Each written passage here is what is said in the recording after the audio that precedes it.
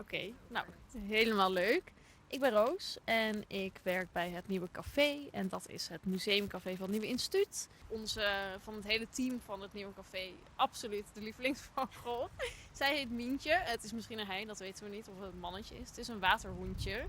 En Mientje heeft nu 2 baby's. Waterhoentjes hebben een rode snavel en dan geel. En hele grappige flappervoeten, zeg maar. En die baby's zijn nog zat, want het zijn een soort van zwarte pluisjes met dan van die super lange benen eronder. En die rennen dus heel hard over het terras. Maar Mientje heeft dus ook uitgevonden dat wij een soort van perfecte plek zijn om heel veel eten te vinden. Dus die schooiert zeg maar dagelijks door het café om een soort van onze persoonlijke stofzuiger te zijn. En alle kruimeltjes mee te nemen en stukjes brood als die kan vinden. En dan rent ze daarmee naar de baby's toe. Dus zo, ja... We komen altijd weer in aanraking met de natuur hier.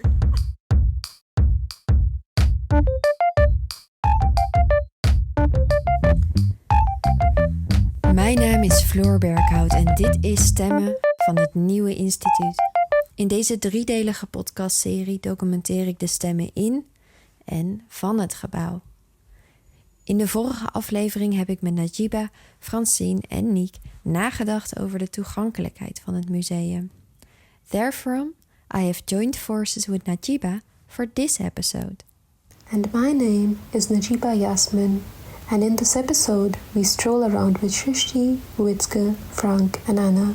Before we hear from our guests, I would like to invite you to think about all those forces on the peripheries of institutions, both human and non-human. Today, we will hear from some of them as we dive into the question of what the biography of a water body, such as the pond surrounding our institute, looks like. Ja, we staan nu op het grensgebied van tuin- en vijverpartij eigenlijk. Dus je hebt hier een soort granieten lichtplateaus. En we kijken hier nu naar de rechtervijver. 2 meerkoeten met 2 jonge kuikentjes. Maybe we can sit there and look at the duck. I come here a few times a week and it's nice to see their babies grow. Over a year and a half, maybe 2 years ago, the ponds were completely empty and all the life that was in there vanished at that time. Although there was a recent renovation of the pond's interiors, we hear from Hetty Berends, conservator at the Nieuwe Instituut, who shows us drawings and pictures from the ponds from before the renovation, tracing it to 2 decades back. So the whole area on the ground floor has changed as well.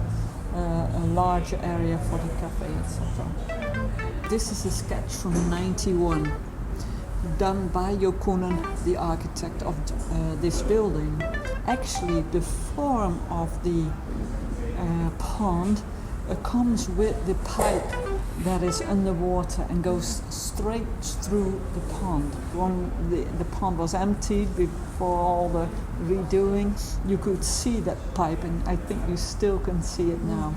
So that was for the architect really a key issue to deal with and design that pond, because nothing else could happen in that specific place. When you look at the borders of the pond now, you see that a lot is possible to soften it and make it more green. When the ponds were finally rebuilt, I think they finished somewhere last year, we decided to also plant a lot of new plants to make a habitat for ducks and for insects, amphibians.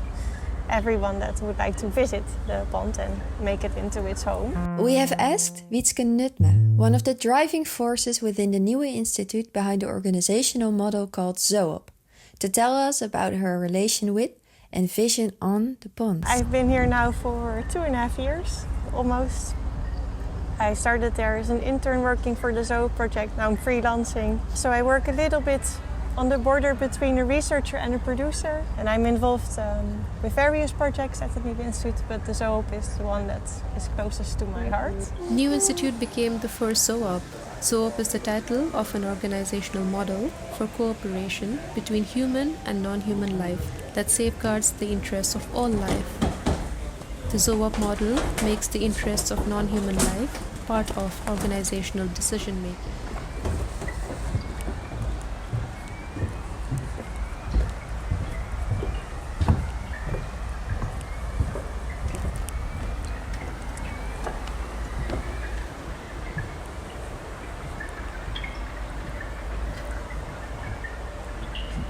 last year they started planting and yeah, it became a bit more green, but it was the first time. De beplanting moet zich nog helemaal zetten, noemen ze dat. Bestendigen. En je kan wel deels reguleren, maar niet alles. Het ene soort voelt zich wel thuis op zo'n plek en het andere niet. Ja, je ziet hier toevallig nog 1 zwanenbloem. Prachtige roze bloemetjes zijn het. Maar dat is wel drastisch minder. Vorig jaar strongen er echt wel een stuk of 100. Dat zijn er nu, kun je ze tellen op 1 hand, zeg maar. En aan de andere kant zie je wel heel veel rietsigaren. Dat is dan een plant die wel heel goed gedijt. Of die rukt dan meer op, zeg maar. Ik ben Frank Bruggeman. Ik doe hier eigenlijk sinds 2015 al ontwerp en onderhoud van de nieuwe tuin met de vijvers. Ik noem mijzelf liever een tuinbegeleider of regisseur dan een tuinman. In het kader van zo op. In 2015, artist Frank Bruggeman en ecological gardener Hans Engelbrecht designed the new garden. Continually, they are monitoring what is happening there, as well as in the ponds, and working on how they should be cared for. We hebben dit jaar echt veel libelles. In libellen is een teken dat er een ecosysteem ontstaat. Dus een soort samenhang tussen planten en dieren die zich prettig bij elkaar voelen. Ja, het zijn ook prachtige beesten. Het zijn een soort kleine helikopters. Ook heel leuk om te zien, behalve dat het iets zegt over die staat van de natuur. Maar het grote probleem is het draadalg. Dat is eigenlijk een plant die je liever niet wil. Als een exoot die eigenlijk andere planten verstikt. En dat is eigenlijk wat je gewoon echt niet wil. Dus die worden er nu door gemeentemannen uitgehaald. Daar zijn ze 3 dagen mee bezig. Het leuke is, ik heb Anna, dat is een stagiaire, en zij is daar eigenlijk een project mee begonnen om te kijken of we daar een toepassing voor kunnen verzinnen. So the idea when I started helping Frank, I would go into the pond and harvest the algae every week, let it a bit soaked on the side, so all the insects could go away. And first of all, we could see the effect on the pond. Then the algae will grow, but never overgrow because there was a slow process of collecting it. And then, all right, can we consider it something else than a waste? So yeah, like experimenting. This is a sample of bioplastic made out of algae. It's very dark, very flexible. It's a bit strong, but not that much. It would shred like a paper or wet cardboard, I'd say. Turning the algae into a usable product takes a lot of time. Anna has the time for it, but the municipality who clears the algae from the ponds once in a while doesn't necessarily. A problem that is yet to be solved. The progress on these findings are on display during the upcoming presentation on the deck. So check it out.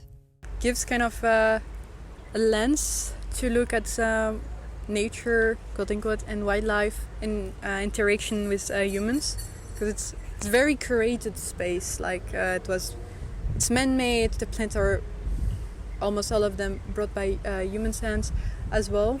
But it's to see like, okay, how do you give space and how do you let it free? How do you not exert too much control? Because there is a lot of control from the gemeente or the direction from the museum, like, oh, we want it more clean, want it in a certain way.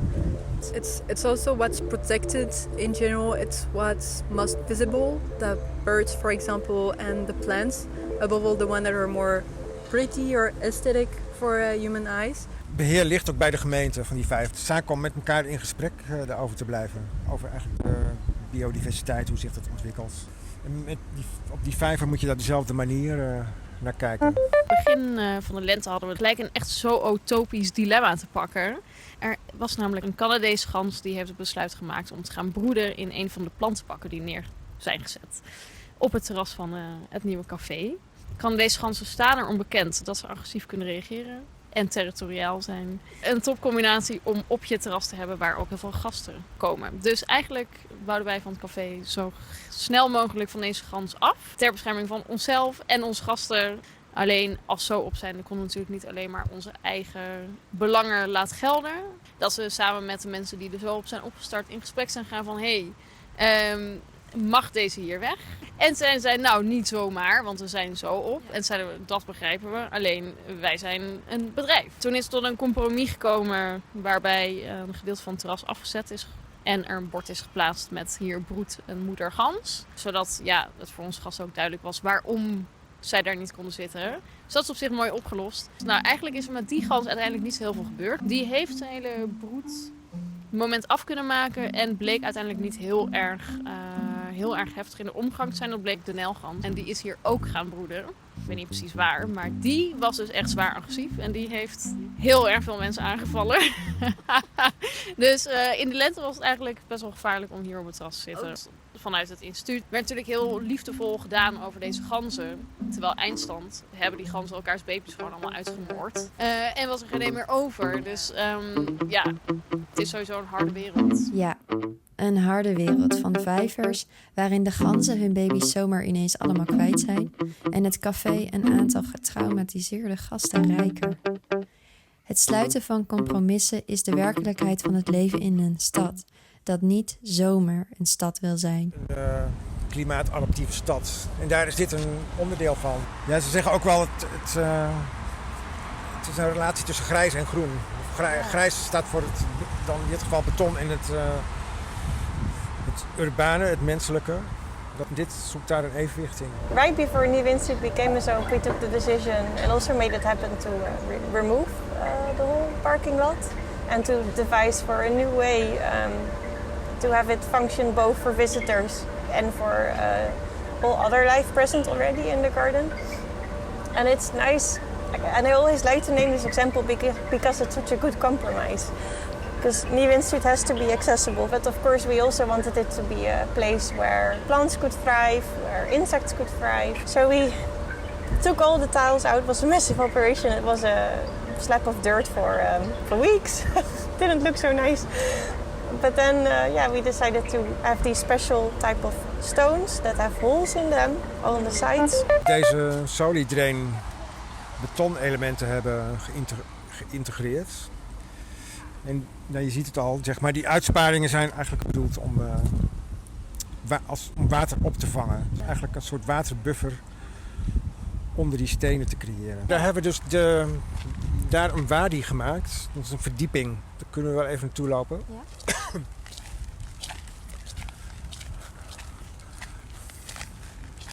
Dus dat is eigenlijk een verdiept stuk. Wanneer er te veel water is, dat het daar verzamelt. En dat trekt ook een bepaalde plantengroei aan. Dus zo kun je eigenlijk verschillende soorten biotopen creëren. Want we willen eigenlijk ook met het nieuwe dak, als het dak vernieuwd wordt, willen we ook iets met die wateropvang misschien nog meer gaan doen. Het wordt nu ook, de vijvers zijn ook waterbuffer voor de hele omgeving. Wat je behalve als vijver ziet, zit er ook nog een soort reservoir onder. Dat stroomt deels via rioolbuizen ook in die vijver.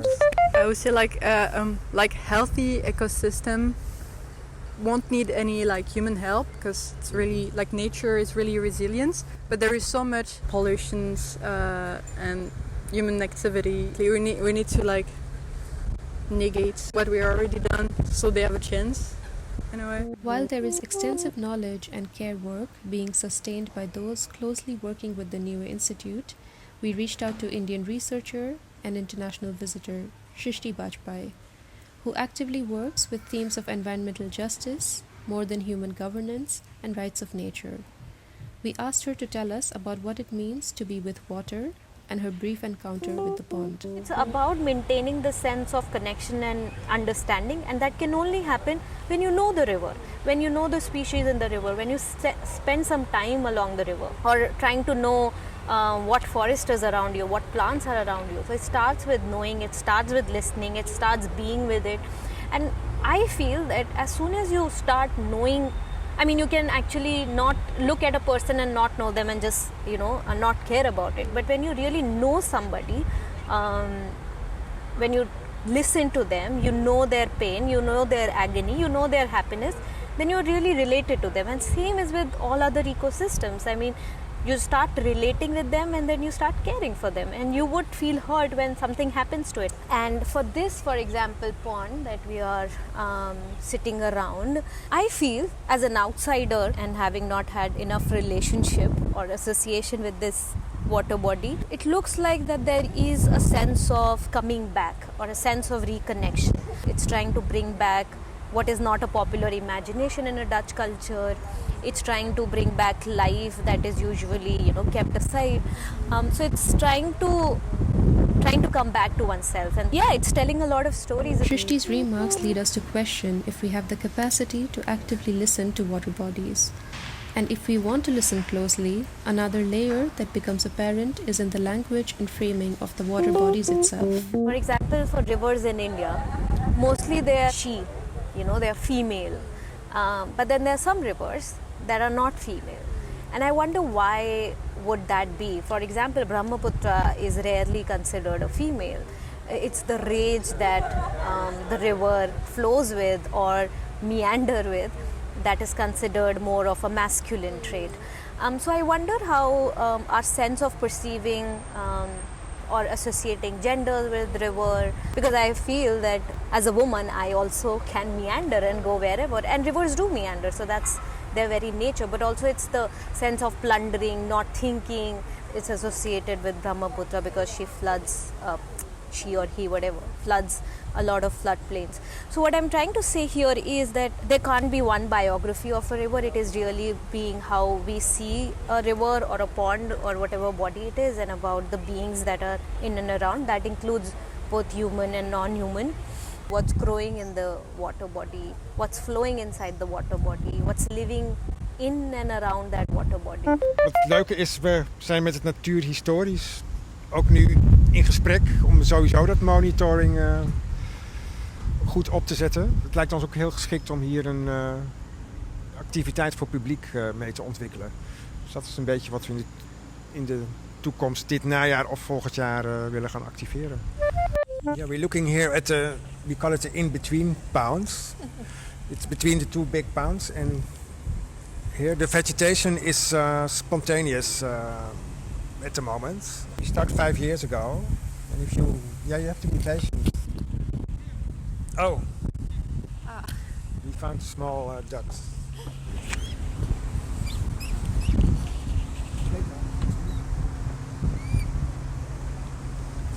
In any case, we would recommend to take some time and sit near the ponds. And don't forget the in-between pond, which has a balance between human intervention and independence. And while it takes some time, it works. These were voices from Nieuwe Instituut with Shrishtee, Roos, Wietske, Frank and Anna. This podcast was created by Floor Berkhout, as well as the music and the soundscapes. Except for the soundscape you are hearing right now.